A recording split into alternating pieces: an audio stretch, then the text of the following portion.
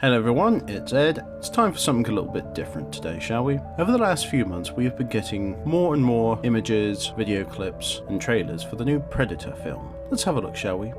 In this image we get a really good look at the Fugitive in his full body armor. As you can see, the armor is far sleeker and closer to the body. It also has a more scaled look rather than the layered armor style we're used to seeing on the other Predators. There are some major differences though. The traditional wrist blades are missing, and the wrist computer is also smaller. There are also less traditional enhancements like bone charm necklaces and leather. With the new, more advanced look of the Fugitive Predator comes a new, more technological colour scheme, which now is focused on copper, brass and bronze colours. One consistent feature is the webbing under the armour. I'm very glad they didn't remove that. On a side note, in the Aliens vs Predator book, the webbing is referred to as a thermal control webbing, and it helps regulate the Predator's temperature in cooler environments.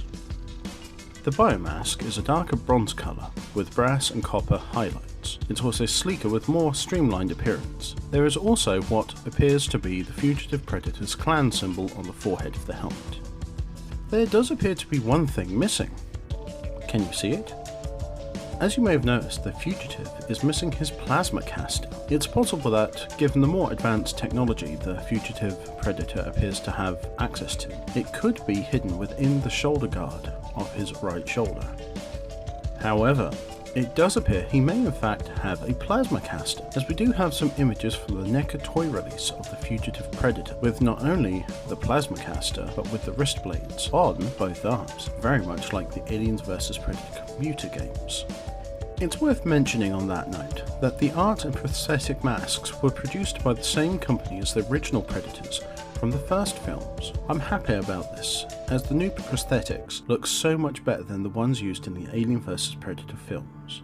This image shows NECA's Fugitive Predator toy with his unarmoured arms and without his mask. This image is, again, a very good view of what we can expect from the movie. It also shows what we can expect from the toy, which means there could be a removable head, one with mask and one without, as well as removable arms, a set with wrist blades and computer, and a set completely bare.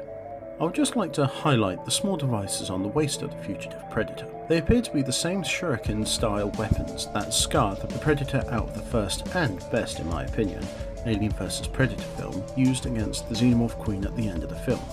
I'm really looking forward to seeing this film, as I'm a big Predator fan, and in spite of my reservations on the whole Predators upgrading themselves by conquering worlds and doing the hunts thing, I do feel it could bring the big bad hunters back into the big screens in a very big way. I hope it's a very successful film, and who knows, I hope there's sequels. The franchise still has a lot of life in it, and there are more than a few books they could take inspiration from.